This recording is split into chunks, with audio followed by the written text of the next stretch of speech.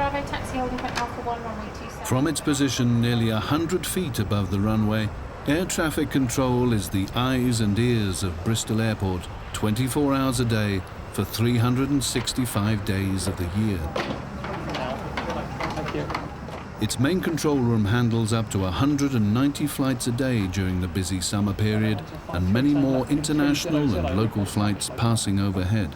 People always say to us that the job at Bristol must be a lot easier than doing the job perhaps at somewhere like Heathrow or at Gatwick. What we always say to them is it's a very different type of job, because the guys at Heathrow and Gatwick are not dealing with all the light aircraft flying through the airspace and getting in the way of the commercial aircraft that we have to control on a daily basis here. But everything we do is procedure-based, everything we do is tried and tested. There's very little room for free thought or free expression in this job. It's not a creative job particularly, it's very much a procedure-driven job. So what I'm doing now is I've got a Navy Sea King from Yeovilton making the first one for the approach here. Navy Victor Oscar, turn left, heading 300, report established. Second one is the Jersey European flight from the Isle of Man here between Portishead and Clevedon, going downwind to position behind him. And just about to call me is an EasyJet flight from Palma, just leaving the controlled airspace here northeast of Minehead. Easy 5 Charlie Delta Bristol radar, good afternoon, Vectors ILS approach, runway 27, number 3 in traffic. Continue initially on a radar heading of 080. Surprisingly, although we live in an age of computers, air traffic control still relies on pen and paper. The flight progress strips are a way that we keep of keeping track of everything that's going on and keeping a record of it, more to the point.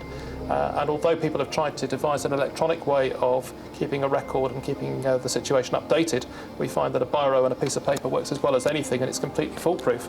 They're colour-coded. We get the strips printed out 2 hours before a flight operates. The blues are departures, the yellows are arrivals, and a red strip holder such as this indicates that the aircraft is either overflying or transiting through our airspace and not landing at this airport. And we use these as a basic source of information, which we then update with a biro by giving the information on the strip of the altitude to which the aeroplane is climbing and ascending, the runway it uses, the times that we transfer it from one agency to another, any headings that we give the aircraft, and so on. And we keep these strips normally for 90 days after the flight's operated. If there's an accident or an incident, we seal these up in a bag, impound the taped recordings of everything that's said, because everything we do is taped. Pass a message. In such a fast-moving and pressured environment, what is it that makes a good air traffic controller? Well, you've got to think ahead slightly in this job. The KLM flight into Cardiff here is outside controlled airspace, so we need to tell him that now. KLM 1063, you've left controlled airspace. This is a radar advisory service now. And again, because we have a departing KLM flight which is going to join the airway up here at Wootton Under Edge, he'll take off from runway 27 and then turn right, cross overhead Clevedon area here, up towards Filton and join the airway here. We don't particularly want this inbound to Cardiff routing through the Bristol overhead, because the two aeroplanes will conflict somewhere round about the Yatton area. So we deliberately put the KLM on a radar heading to take him down towards the Chew Valley, south of Churchill, and towards Brean Down area here. By doing that, it ensures that the track of that aeroplane remains clear at all times of the departing aircraft from here, taking off and going up towards Wootton Under Edge. I can then release that aeroplane on a heading to position him towards the centre line of Cardiff's runway here and hand him over to the Cardiff controller quite safely. And that's just what we'll do in about another 2 or 3 minutes. Back on the ground, Airport Safety Officer Jim Calloway is waiting to carry out his regular runway inspection. Tower of this is Ranger at Alpha 2, when convenient, I'd like to enter for a surface inspection. Ranger Tower after the Cherokee runway 27, heads to report runway vacated. After the landing Cherokee 27, enter report vacated, Ranger. We're entering the runway now. The aircraft, you can see, is light aircraft's just landing there. There's various lights we have on the runway. The centre line area, as you can see, is a white row of lights. The red areas are marking the undershoot of the runway. So basically, you don't want to land here. This is the undershoot. As we come up here, you see a row of green lights. This is the threshold markers, and obviously they call this the piano keys. As we travel down the runway, so you can see all the rubber that's built up here. This is the touchdown zone, and this is marked. The touchdown zone throughout is marked with the white sets of lights either side of the centre line. And what we have to do every 6 months is carry out friction measurement on the runway to assess that the rubber build-up isn't affecting the actual friction characteristics of the runway. The runway surface is made of grooved asphalt. That helps the water drain off. It also provides the friction for the aircraft landing. Over the years, we've found a couple of unusual things. Remember years ago, a light aircraft departed and this chap must have left his clipboard on the wing. I was going down, there's this clipboard and a nice Parker pen actually attached to it, which was left right over on the runway edge there. At night, the runway inspections form part of the bird hazard control at night. And although some people may say birds don't fly at night, obviously, apart from your owls and that, certain species may turn up on your airfield at night. Therefore, if there's been no movement on the runway for 15 minutes of takeoff or landing, we're obliged to carry out a runway surface state inspection, and we can do up to 15 to 20 inspections on a night. And there again, the surface state has to be reported. There's various sequences that have got to be reported. I just vacated the runway at Golf 1, which is a holding point. I'm going to report into air traffic now. Tower, this is Ranger, vacated at Golf 1, surface driver. Said vacated, dry contact to the ground now, channel 1. Roger, Tower, over to ground, channel 1. Go back to the runway surface state reporting. We have to report it in thirds with the exception of a dry runway. So we could get 3 different types. You could have dry, damp and wet all in one inspection. That can occur when a shower line has passed over part of the airport. So the first third of the runway may be dry at the eastern end, the middle section may be damp, and the last third may be wet. Or there again, which amuses some people, sometimes we report wet, wet, wet.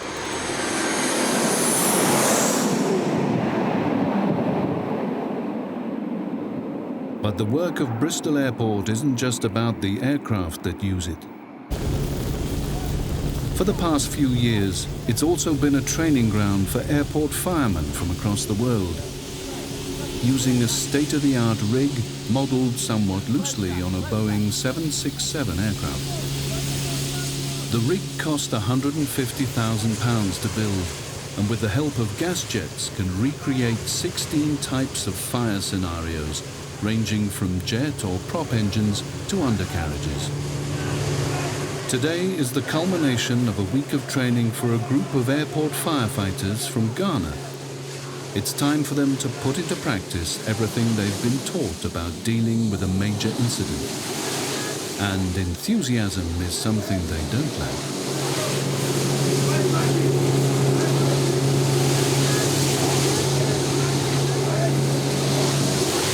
That was good. You split your resources, and that is what you had to do. You had no manpower available. The one thing that none of you were doing, you were not low enough. You must adopt a much lower position, a safer position, so that if there is any fire, it's going over your heads, okay? But the tactics were correct.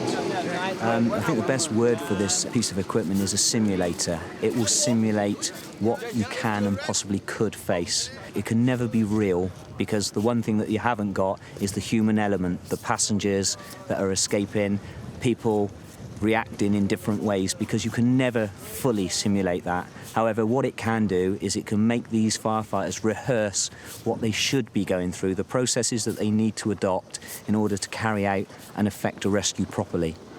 We're going to simulate an external fire situation. The scenario is we have a 757 that's landed heavily, okay? As a result of it landing heavily, it has to brake hard.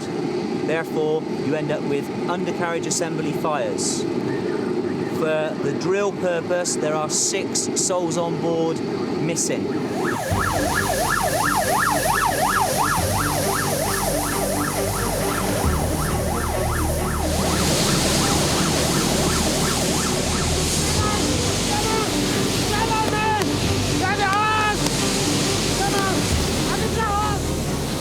Really, today we wanted to actually put together all of the components that they've learned through the week. So we've started their training from a very basic level, explaining why they need to actually expedite the way that they firefight. You'll find that when they first come here, there's no emphasis placed on speed and time and knowledge in what they actually have to try to achieve to actually save life. So today pulls all those elements together, and what we try to achieve is we set them an exercise that's really too big, so that people actually turn around and have to think for themselves and react to the changes that take place.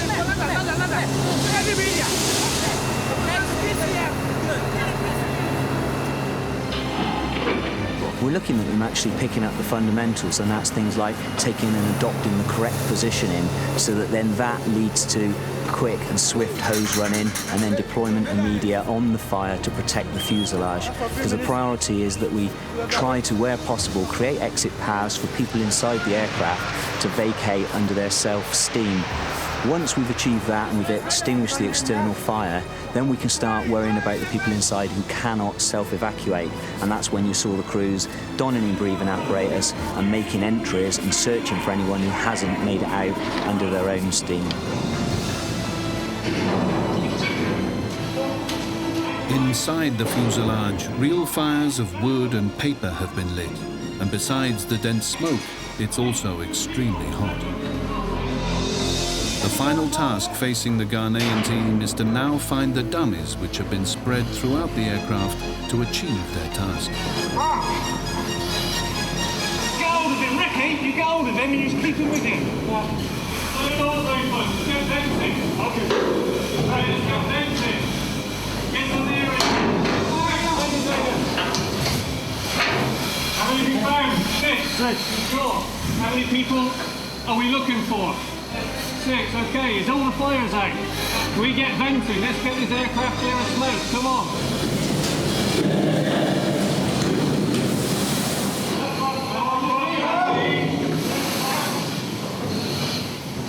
I'd like to think that they'd be able to take away with them something where they can, when they're faced with a situation, be able to actually take a step back, think about what they have to achieve first, and then deploy as swiftly as possible. One of the things that we do try to practice in the fire service, particularly within the aviation industry, is to actually make sure that crews carry out unsupervised, because there's one thing being an officer in charge who has to think about 10 other different things, but each person is part of the actual mechanism that makes this service work, so everybody has to be able to think on their feet. Good morning, ladies and gentlemen. British Airways departure to Jersey, flight number BA4033 is now ready for Most days, Claire Barbier keeps her feet firmly on the ground. boarding gate number 2. Morning, sir.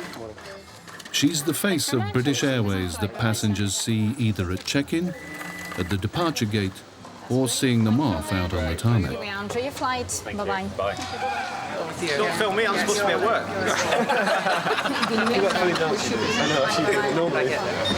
Morning, sir. To make sure all electronic equipment has been switched off. Thank you very much. Flashing light thing. Morning, sir. You need a passport as well, yeah? No, that's fine. That's fine. We can recognize you anyway. Thank you. Thanks. Merci. Au revoir, madame. Mais de rien. Bon voyage, monsieur. Yes, thank you. Au revoir. Morning, sir. Good morning. Here we are, sir.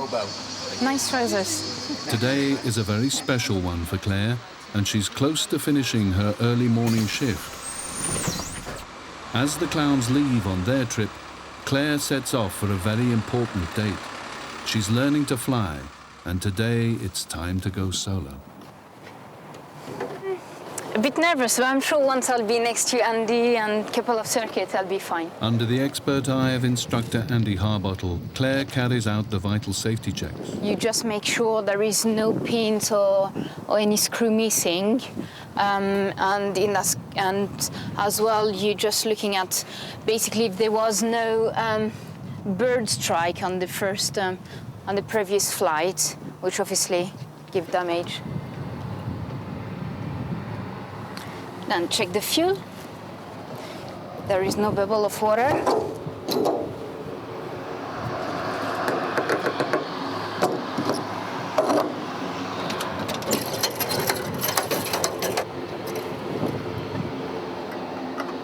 So, check brake fluid, very important.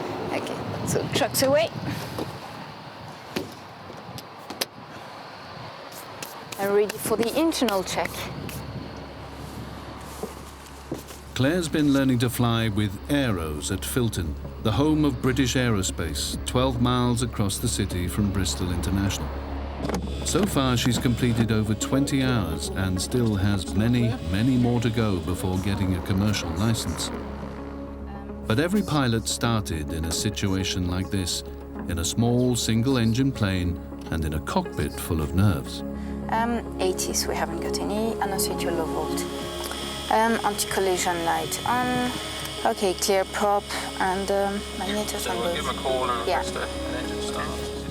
But for Claire, the ambition is not to fly commercial airliners. She's aiming for something far less glamorous and unusual.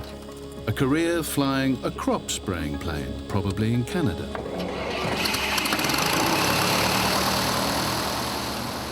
Today's flight is just one small but vital step towards being allowed to fly any aircraft on your own. But first she'll have to take off and fly a few circuits at the Filton runway to convince her instructor Andy that she's really ready and able to go on her own. Unlike the cloudy weather, the takeoff is perfect.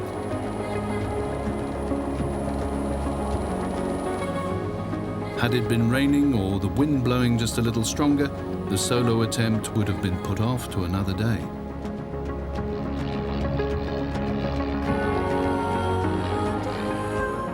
But even a short distance into the flight, the wind is getting stronger and there's some turbulence, so it's time to get back to Earth.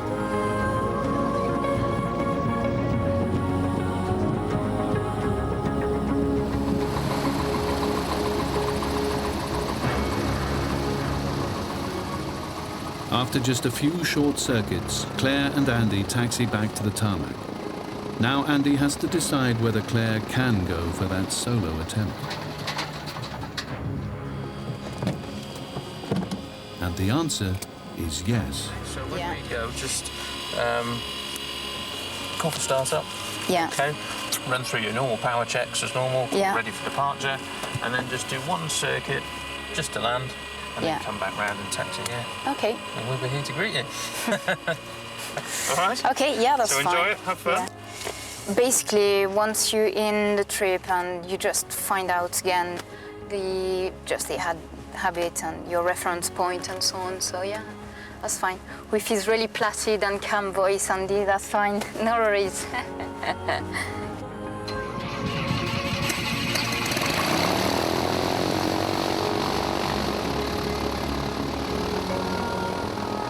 The night before, I was kind of worried. Oh, he's not worried, he's just concerned about it.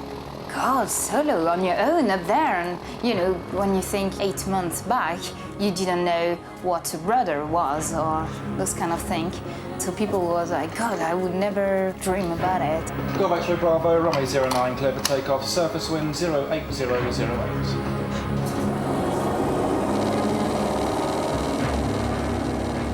After months of training and 23 hours of flying, Claire is at last on her own. And I think, yeah, that's my personality, being up there. Maybe not on the cloud, but, you know, just up there. I don't know really what, but I always wanted to fly. You've always got that little bit of apprehension, but you wouldn't send them up there if you didn't think they were confident enough in doing it. And yeah, Claire's definitely able and capable of doing a nice, good landing. No problems at all. Because you always keep runway as reference point. So I look at on my right-hand side, I've got a better view on the runway. The X-Twitter is not there anymore. 9009. So far, Claire's solo effort has been perfect. There's just the small matter of landing.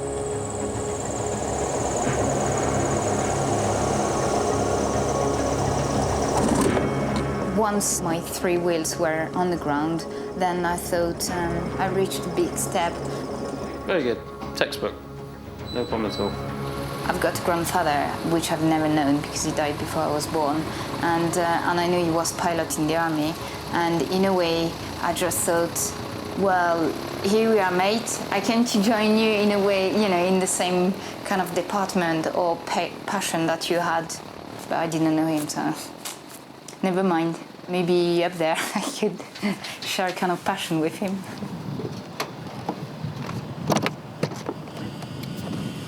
I just say thank you to Filton Tower. I had his congratulations.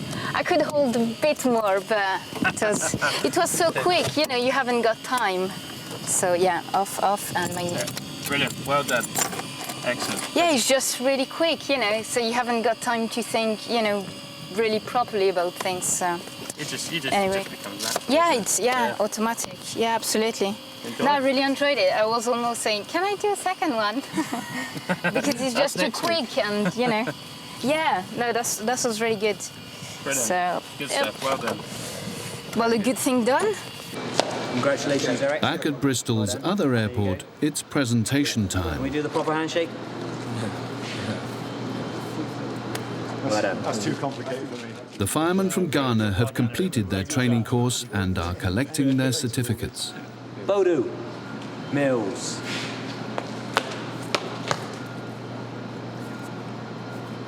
Well done. Thank you. Hey, good man. Well done. Well done. Excellent. What a good day you had today, eh? Thank you. Yes. Never stop smiling. Thank you. Like that. And last but not least, Sam. Well done, Sammy. Well done. Good work today. You learnt a lot. Well done. Thank you. Good man. Sam, Yes, sir. what a good day today. Yes, sir. Hey, you were the star man. Yes, sir. You did well today. And the Ghanaians have their own way of saying thank you to the Bristol crew. Abuya.